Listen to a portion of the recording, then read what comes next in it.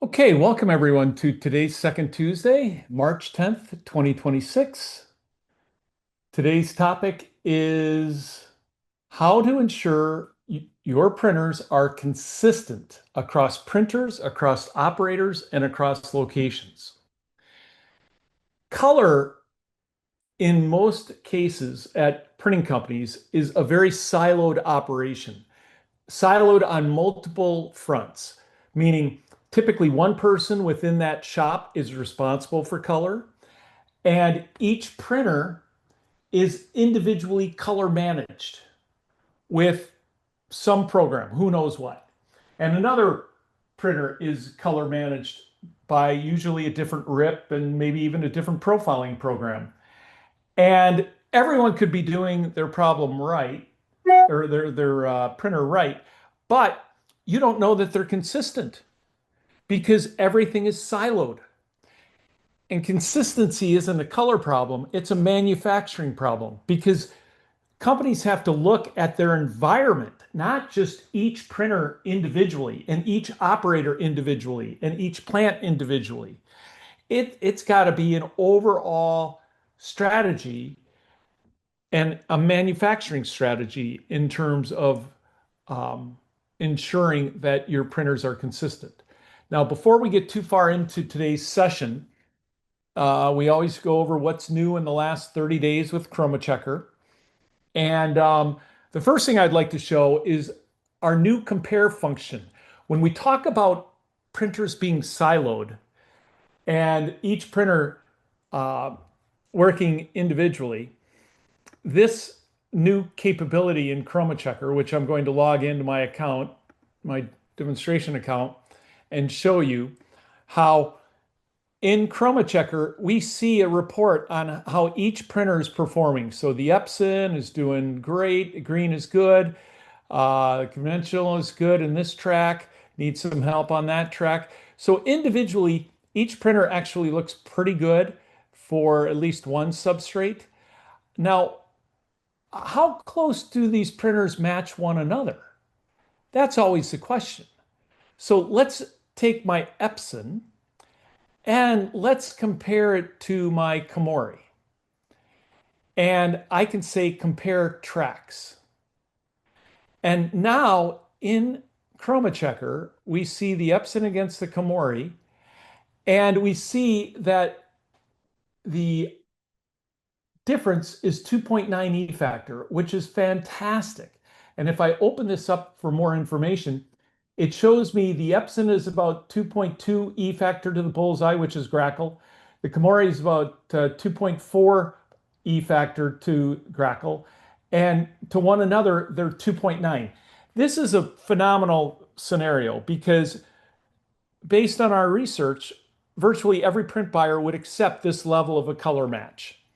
And if I wanted to make them closer, Chroma Checker tells me how close the delta E's are from cyan, magenta, yellow, and black to one another, how close each printer, how close the Epson is to the reference, how close the Komori is to the reference, how close the overprints are to one another, how close the overprints are to the reference. We give you a gamut view of how close the gamuts are. We actually show you the ink densities in terms of how close each density is to its optimum value, which would be the dot at the bottom of the line.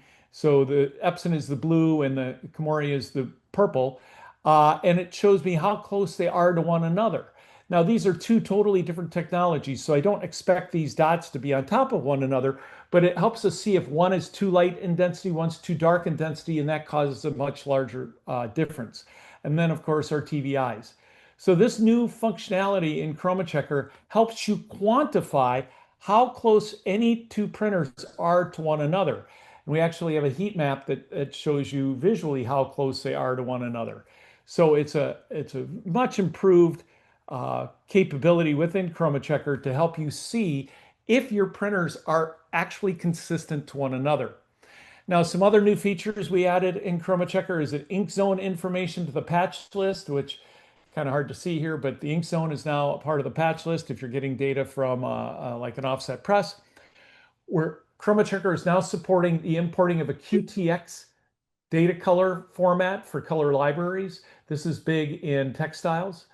We're adding notifications for the environmental inspection. So if the humidity or temperature goes beyond spec, notification can go out to the HVAC person to warn them that the indigo room is too humid and the indigo is probably not going to be printing well in a minute. So go fix that because someone left the door open. Um, and then we've also added our color match scan, our capability for automatically measuring spot colors and iterating spot colors to their closest delta E match. We've added that capability for almost all handheld scanners, including the Exact and the i1 alone, the i1 Pro 3. So some of the instruments that people have been asking for. So quite a bit new this month. I hope you guys enjoy it. Let's get into today's session, which again is how to ensure printers are consistent. And the pain really is, and by the way, if anyone has questions, feel free to chime in at any point. Beth is moderating the chat, so go ahead and enter any question in the chat. But the pain is you have the same file printed on multiple printers, and you often get different results. The printer can even be the same brand. It can be the same substrate, and you still get different results. I'll tell you a story. Within a year ago, I was working with a customer who had just bought two new, I won't say the manufacturer, but two new XYZ printers, identical make and model.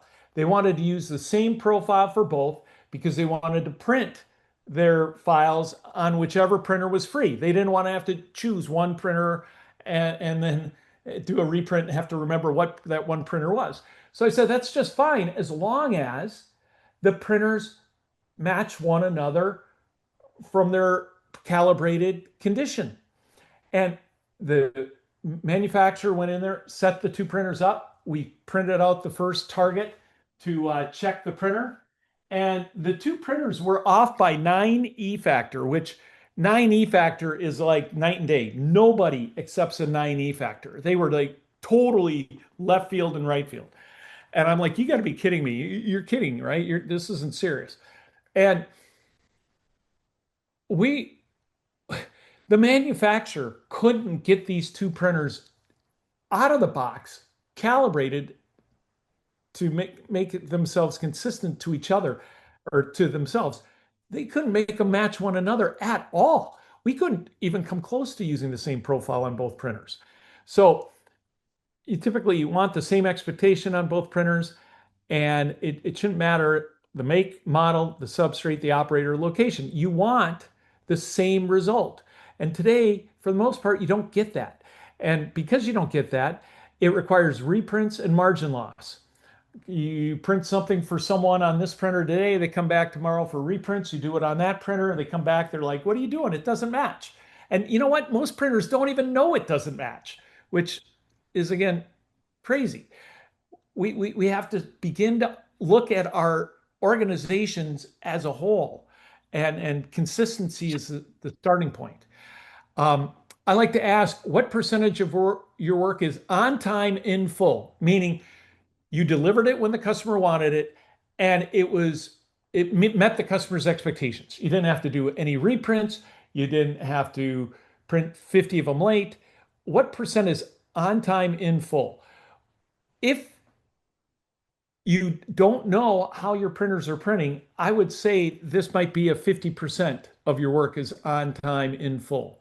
And that's the pain. And the cost is where profit leaks out because you have to do reprints, you have to do press down time, you have to discount your jobs, you lose customer trust. And none of this shows up on the job ticket.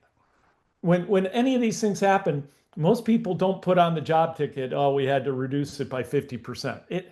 It just kind of is invisible. And that's one of the reasons why printers lose a lot of money and they're not as profitable as they can be. And the real root cause for all this is there's no shared definition of what's acceptable. What is sellable and acceptable? Everybody has their own opinion in terms of what is acceptable. And this is not manufacturing. This is chaos. When any operator can decide what is acceptable, that's just chaos. And because all printers perform differently. All printers have different levels of consistency, and different operators operate different printers at different levels of capabilities.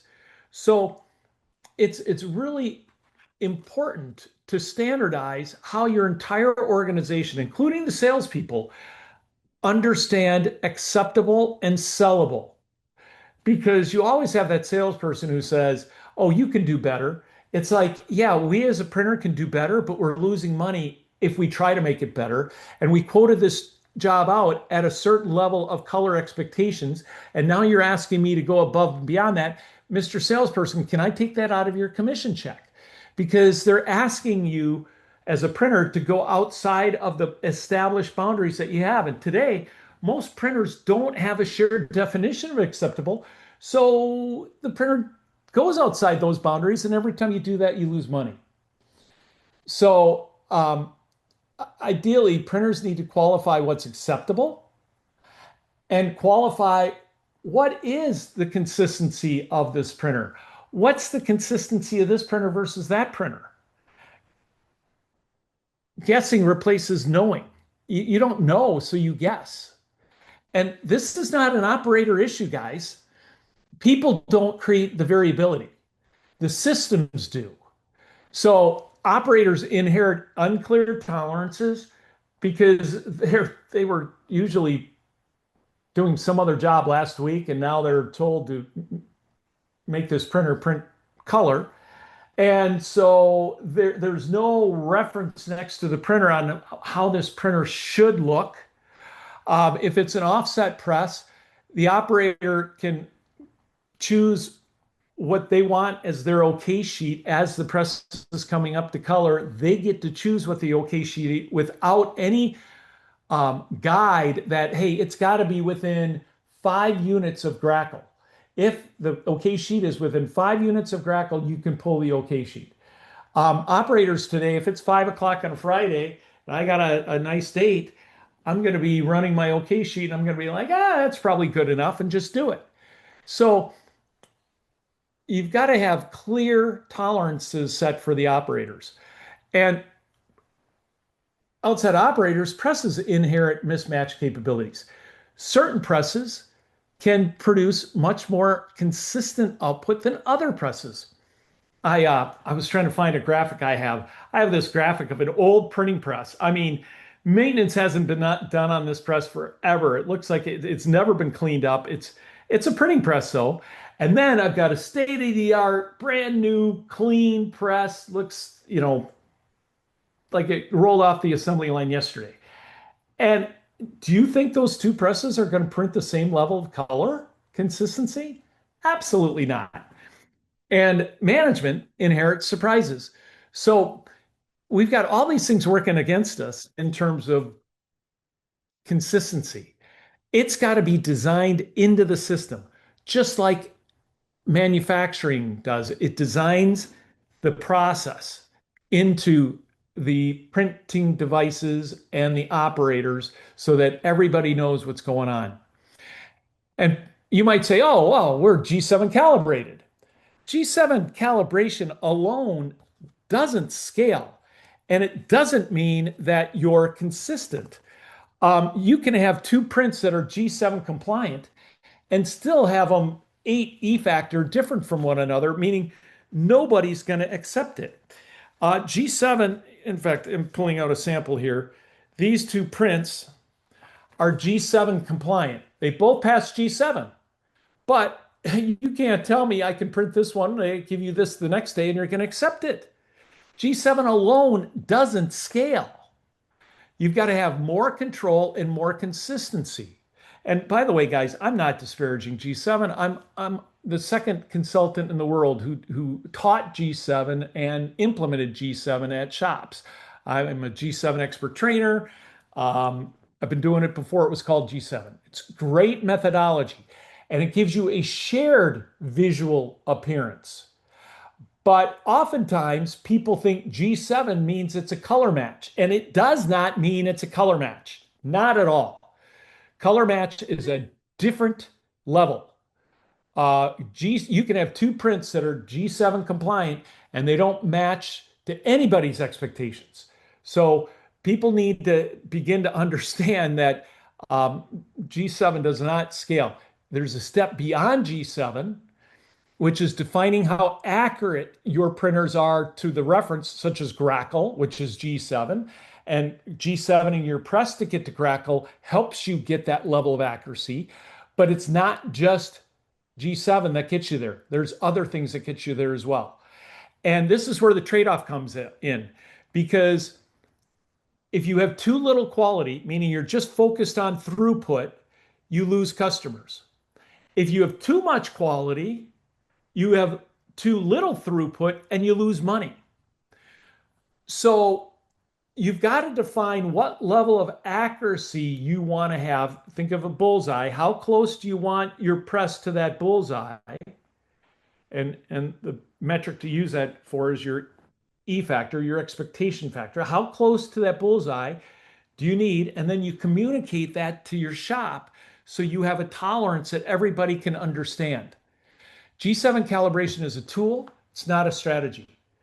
And today, most companies, when they go to print for Diane, if they've never printed for Diane, it's crossing fingers time. If you have printed for Diane and you were the operator that was printing for Diane, you might have what's called tribal knowledge of what Diane's expectations are. But that doesn't transfer, nor does it scale. You can't say, oh, Diane's really picky, to me being another operator who's going to be working when Diane comes in to look at it. What does that mean, really picky? I don't know what really picky means. It's so subjective. So G7 alone does not scale. You have to have a manufacturing mindset. Consistency must be measured. You can't manage what you don't measure. And consistency is very measurable, not only to the press itself, but between presses. And we can apply this measurement to customer expectations. As I said, there's a certain level of E factor that we know all customers will accept. And if we can get all our presses in that level of E factor, we never have to cross our fingers, which is really where we want to be. Predictability beats perfection. And what gets measured gets controlled. I'm showing a bolt here. There's ISO standards for structural tolerances for bolts. And I've got the ISO standards listed here. And you'll see you have a regular bolt tolerance, plus minus 0.02 to 0.03. And you have structural bolt tolerances, which are 0.0015. So significantly tighter tolerances for a structural bolt than a regular bolt. And of course, the structural bolt costs more, which when you're dealing with color and printing, if you're going to have a smaller, tighter tolerance, you can charge more because it costs more to operate that way. Just like a structural bolt costs more than a regular bolt. And we need to move to this mindset that it's not just commodity. The lowest price wins. That's the lowest price to the dumpster fire of everyone going out of business. So you've got to differentiate your company, and differentiating your color quality is one way you can do that by promoting what's consistent, not only within a press, but between your entire fleet of printing manufacturers, no matter where they're located in the world. And each printing device has capabilities. As I mentioned, not all presses are created equal, nor are substrates created equal, nor are inks created equal, nor is the environment equal, nor are light booths equal, nor are measurement devices equal. Guys, every infrastructure thing you have within your organization has capabilities. And up until now, no one's really known what those capabilities are. You kind of cross your fingers and hope you're buying a good light booth that meets your needs, buying a good instrument that meets your needs. You know, there's a reason why one of these instruments costs $50 and one of these instruments costs over $10,000. There is a reason.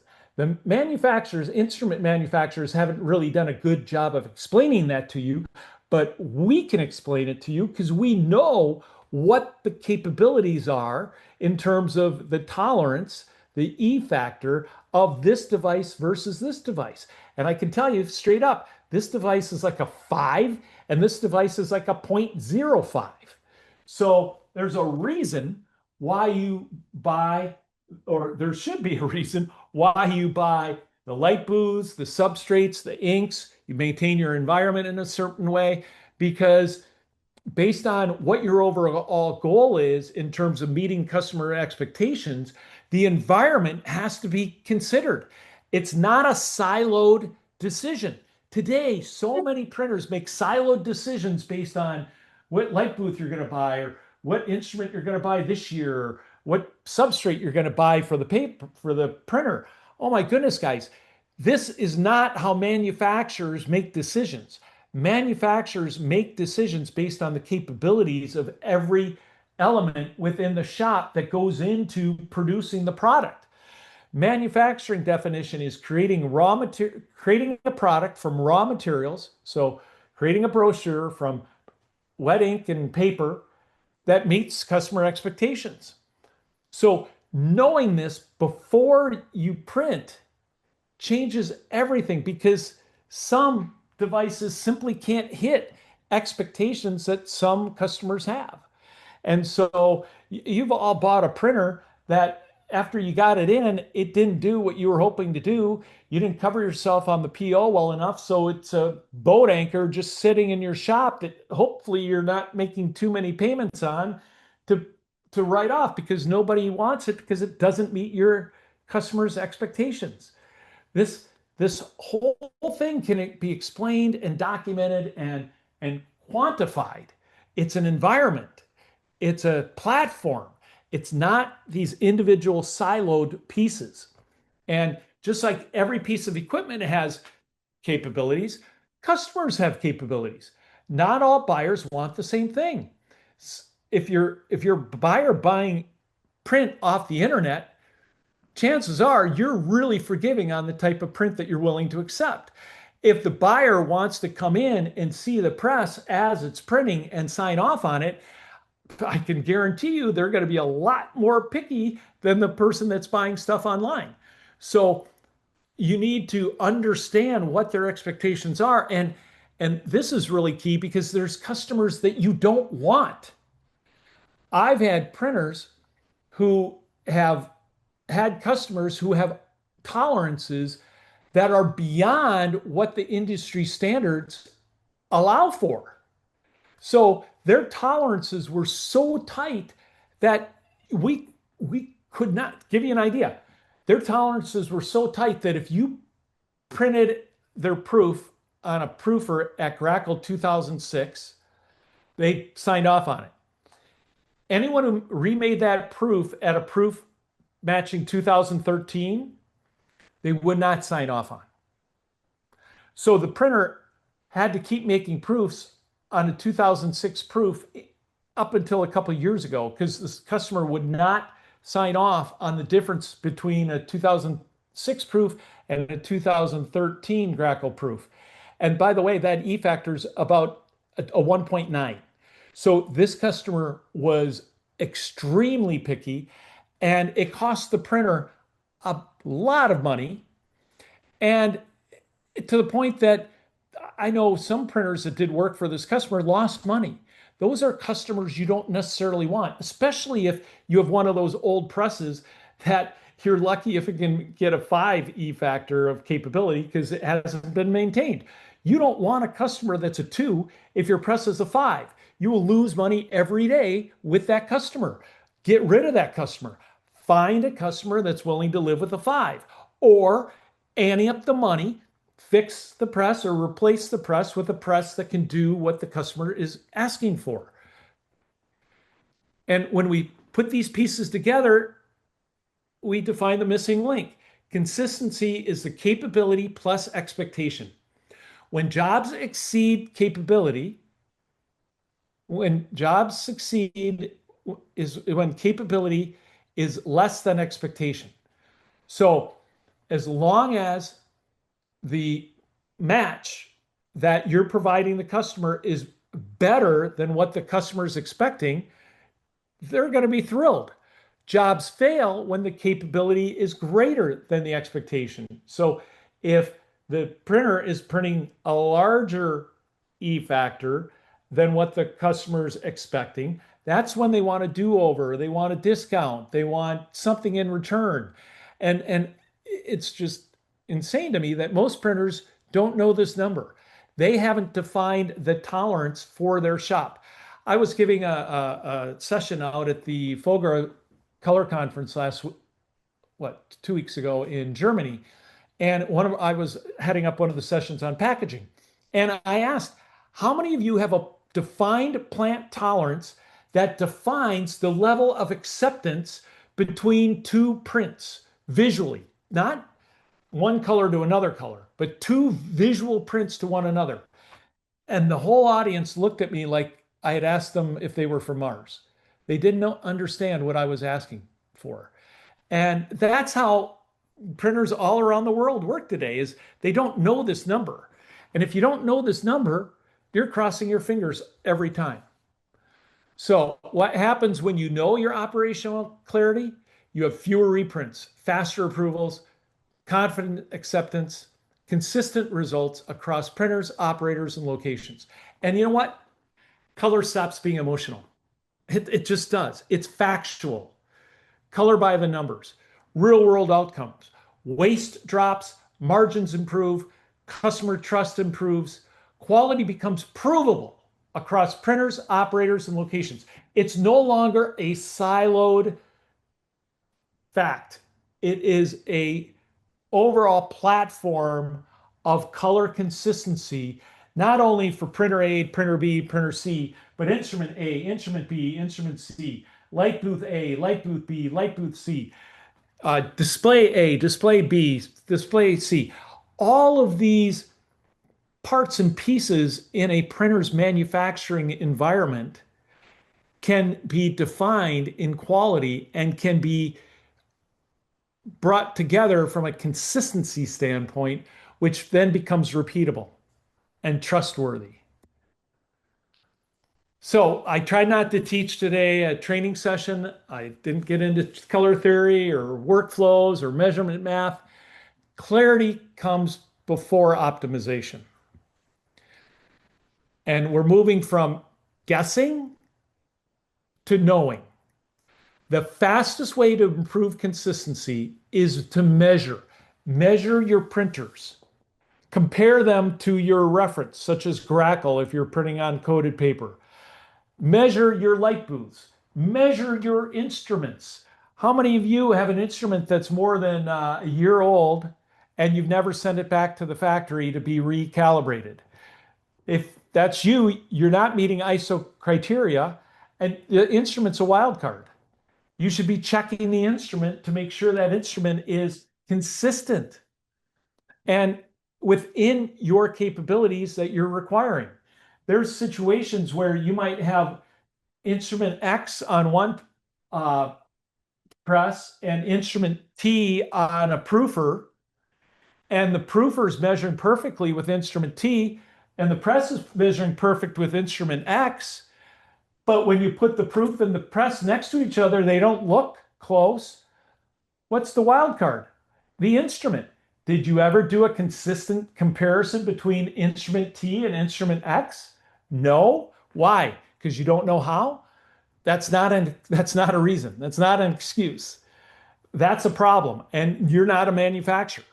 Manufacturers understand the ramifications of these parts and pieces and align with real expectations.